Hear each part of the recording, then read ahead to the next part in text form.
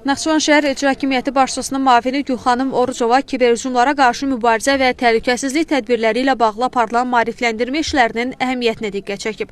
Görüşdə Naxçıvan Muxtar Respublikası Prokurorluğunun şöbə rəisi, Baş Ədliyyə Müşaviri Faiq Səfərov, Azərbaycan Respublikası Mərkəzi Bankının Naxçıvan Muxtar Respublikası İdarəsinin əməkdaşı Pərviz Babayev və digərləri kiberhücumlarla bağlı məlumat veriblər. Bildirilib ki, müasir texnologiyalardan istifadə və rəqəmsal transformasiya prosesi kiberhücumların artmasına da səmin yaradır. Buna görə də şəxslər özlərinə aid məlumatları internet vasitələrində istifadə edərkən daha diqqətli olmalıdırlar. Xüsusilə son vaxtlar onlayn alış-verişlər zamanı daha ehtiyatlı olmağa diqqət çəkilib. Qeyd olunub ki, internet resursunun təhlükəsizliyindən əmin olmaq üçün mütəxəssis tövsiyələrinə də əməl etməkdə fayda var. Bu, həm yarana biləcək problemlərin qarşısının alınması, həm də hər hansı insident baş verdikdə atılacaq addımlar üçün çox vacibdir. Tədbirdə kibercinayətkarlıqdan qorunma üsulları və şərait yaradan səbəblər barədə videoçarx nümayiş olunub. Cinayət məsuliyyətinə cəlb oluna bilər.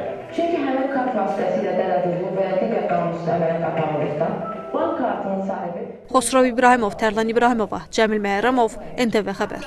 gizli saxlanmalıdır. Heç bir halda kartınızı və ya elektron bank hesabınızı başqasına verməyin.